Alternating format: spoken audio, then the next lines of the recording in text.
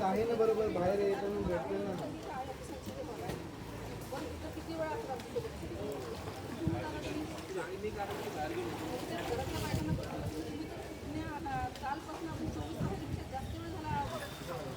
नमस्कार, मी राहुल कुलकर्णी. पुण्यातल्या एकता नगरचा पूर हे म्हणजे नेहमीचे येतो पावसाळा आणि नेहमीचे येतो पूर असं झालं आहे. ना त्याचं औचित्य प्रशासनाला आहे, ना इथल्या नागरिकांना त्याच्याबद्दल काही कुतूहल किंवा भीती राहिलेली आहे.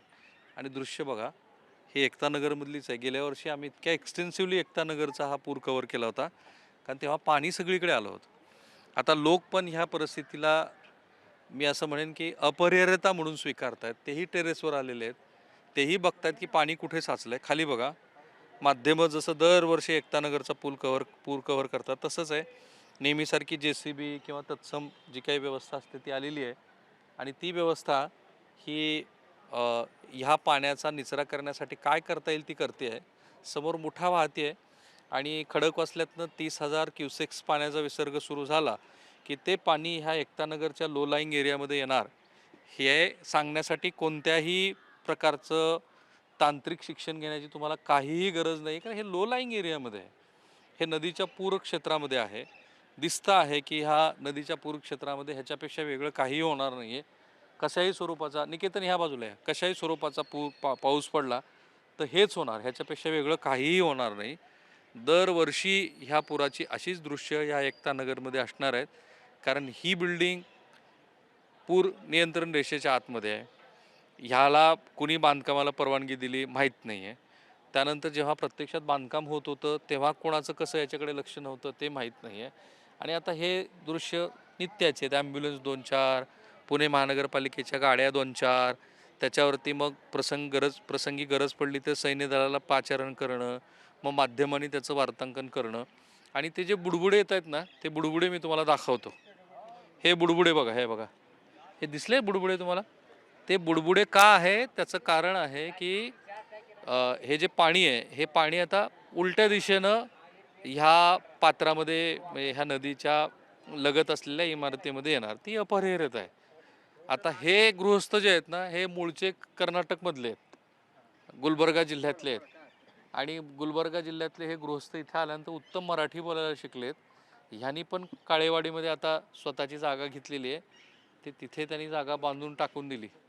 पण ह्या गृहस्थाचं वैशिष्ट्य असं की हे 8 दिवस, किती वर्षापूर्वी 8 दिवस इथं थांबले होते? तो पहिले साहेब किती वर्ष झाले पहिले वर्षी आता किती झाले? 15-20 वर्ष आले ना. 20-30 वर्ष आले 30 वर्ष 30 वर्ष. म्हणजे 30 वर्षापूर्वी ही इमारत झाली. आता महाराज झाले आपण सलापा वगैरे काम चालू होत. करेक्ट. 30 वर्षापूर्वी तुम्ही ह्या इमारतीवर हा, 8 हाय. दिवस बसले होते, पहिले आधी अडकले होते हा आणि असं पाणी गोळा करून हो ठेवत होते. हो काय झालं होतं? पाणी ते पाऊस पडलं मग एकदम पाणी पाणी आल्यानंतर मग पाणी भेटत नव्हतं आपल्याला. आता पावसा पाणी धरायचे, ते स्वयंपाक करायचे आणि आपले जेवण वगैरे म्हणजे हाताने गोंधळीत पाणी घ्यायचं ह्याच्यामध्ये है ना, पातेल्यामध्ये पातेल्यामध्ये घ्यायचं का तुम्ही वर ह्या इमारतीवर अडकले होते? वरती खाली दुसऱ्या मधल्यावर दुसऱ्या मजल्यावर हा, अडकले. अजून तेव्हा वरचं खाली सलाप. पाणी होतं. हा ही 30 वर्षापूर्वीची गोष्ट आहे.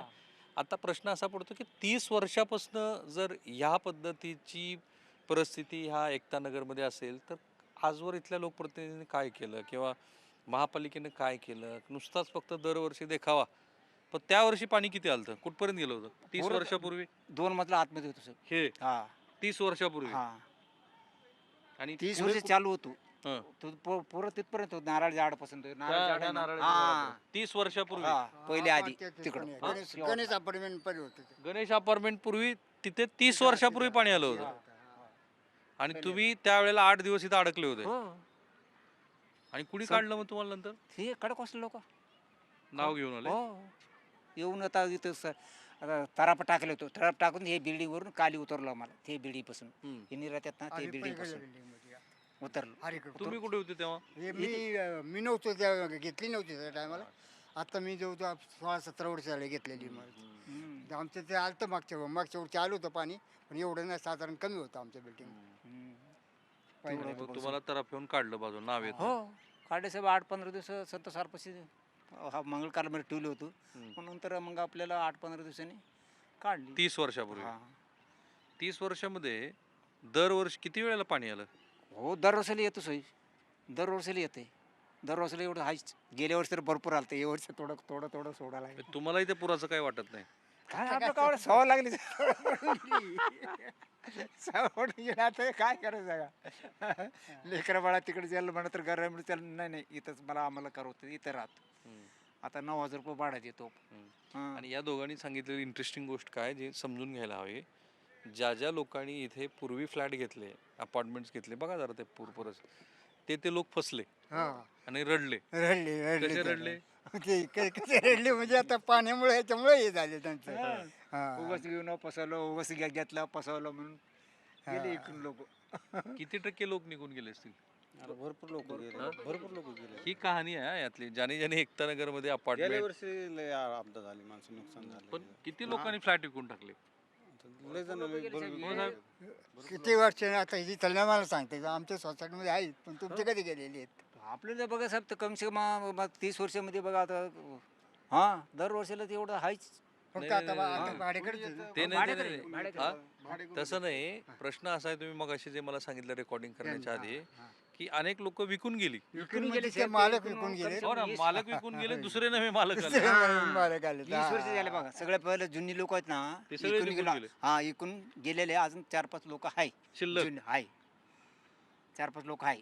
त्यांनी स्वतःची तनसाळे सुटका तनसाळे आहे, तनसाळे आहे, वाड्याकर आहे आणि जागडाडे आहे आणि दुसरा ही काय त्याचं नाव चौथा मधलं काय माहिती त्याचं नाव मला काहीतरी नाही. आडनाव तुम्ही नाही घेतला इथं नाही ना साहेब. का? तेव्हा आपण म्हणत होतो साहेब घे ना तो पगारमध्ये कट करतो आपण थोडं थोडं पैसे देतो.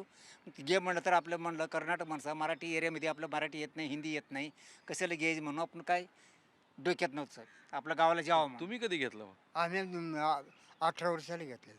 त्यावेळेला पाणी येत नव्हतं, त्यावेळेला आलतं एकदा पाणी आलं होतं आमच्या तिथं. मग तरी पण घेतलं तुम्ही? त्या टायमाला म्हणजे आम्हाला माहितीच नव्हतं की हे होईल. पण एवढं आमच्याकडे विशेष पाणी नव्हतं आलं त्या टायमाला. खाली पार्किंगलाच फक्त लागलं होतं पाणी. हां त्याच्यामुळे त्याच्या आधी दोनदाच आमच्याकडे फक्त पार्किंग यांनी मला सांगितलं मोस्टली सगळे भाडेकरू राहतात इथे. हा हे यांचं आहे. आणि किती भाडं आहे? हा? सगळे भाडेकरू, मालक सगळे दुसरीकडेच. आम्ही भाडे मग मालक कुठे आहेत तिथले? दुसरीकडे राहतात ते. आम्ही भाडे करूच आहे आता 3 वर्ष झाली इथं राहतो. हा? नांदेड गाव दरेगावला गेले निघून मालक सगळे. हे बिल्डिंग कुणाची एवढी मोठी? हे कुठले क्रोमा म्हणून असं कोणतं? हा? कुमार गोसाई आमदार आमदार साहेबाचे? हे जे माहित नाही मला, हे सांगतायत म्हणून 22 आपण- मजली. 22 मजली भर नदी पात्रात. हो नाही नदी पलीकडे नाही साहेब आपण नदी इकडे आहे. पलीकडे तिकडे पाणी जात नाही. नाही ना? हा, अजिबात ही नाही. कोणाची बिल्डिंग? ही कुणी बांधली बिल्डिंग? ही तिचे नाव आडनाव काय तर आहे साहेब तेवढं लक्षात नाही हे मेरे आमदार खासदाराची नाही ना कोणाची? नाही नाही ते पहिले ग्रामपंचायतीमध्ये झालेलं ना हा या पुढे या. हा. ग्रामपंचायतीमध्ये झालेले हो आता नाही झालं साहेब ग्रामपंचायतीमध्ये झालं त्याच्यामुळे काही कारखाने लोक आता परवानगी देत नाही बांधायला हा. परवानगी देत नाही बांधायला आता सध्या हा. कारखाने लोक आता हे मैदान सगळं पडून आहे बघा हा. जागा घेतलेली हे मैदान पडून आहे पलीकडे हे मैदान आहे?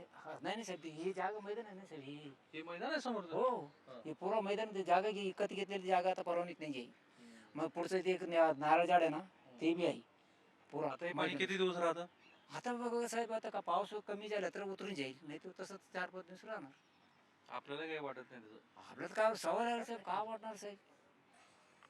तर हे अशी एकता नगर मधल्या पुराची परिस्थिती आहे. याचं आता हे सगळंच प्रकरण हे कुणीही फार गांभीर्याने घेते मला असं अजिबात वाटत नाही. इतकं मोठं पाणी पुराचं, त्या बिल्डिंग मध्ये अजूनही लोक आहेत. फारच पाणी वाढलं तर मग इथे लोकांना कसं हलवता येईल ह्या दृष्टीनं पुणे महानगरपालिका आपली वेगवेगळी यंत्रणा, मग त्याचे बसलेले चालक, ती सगळी वाहनं, त्याच्यानंतर ते मी मगाशी म्हणालो अग्निशमन दल, मग प्रसंगी गरज पडली तर मग आर्मी वगैरे अशी सगळी ती डिप्लॉयमेंट आहे. काय आहे की आपल्याकडं शहरं जी वाढली तो एक प्रकारचा फुगवट आहे. त्या फुगवट्यामध्ये नियमन कधीच नव्हतं. पण मग असं एखादा प्रसंग आला की रात्रीच्या वेळेला पाणी सुटलं आणि त्या सुटलेल्या पाण्याचं नियंत्रण कसं करायचं हे संबंधित यंत्रणेच्या हातातनं सुटलं की गेल्या वर्षी जसं झालं तसं ते होतं. ह्या वर्षी मात्र सगळीकडे पुन्हा सगळं नॉर्मल आहे. दीदी काय आहे तुझं नाव? आराध्य मंगेश धाडवे. आराध्या. आणि पाणी पाणी दररोज येते. दररोज येतं? दररोज म्हणजे दरवर्षी येतं आमच्या. तुला बी काही वाटत नाही? वाटतं. हा? फक्त आम्ही आता चौथ्या मजल्यावर होतो म्हणून आम्हाला काय नाही. त्रास नाही होत. मग खाली पाणी आल्यानंतर पार्किंग मध्ये येतं, नाहीतर मागच्या वर्षी पहिल्या मजल्यावर येणार होतं पण ते थांबवलं गेलं. बरं थांबवलं. गेल्या वर्षी पाणी आलं की लांब लांब पर्यंत. लांब लांब पर्यंत आलं, फक्त आमच्या सोसायटी मध्ये पहिल्या मजल्यावर येणार होतं पाणी, पण ते थांबवलं गेलं ते. तर ही परिस्थिती आहे पुण्यातल्या ह्या पुराची. कॅमेरामन निकेतन माने, मी राहुल कुलकर्णी, NDTV मराठी, पुण्याचं हे एकता नगर.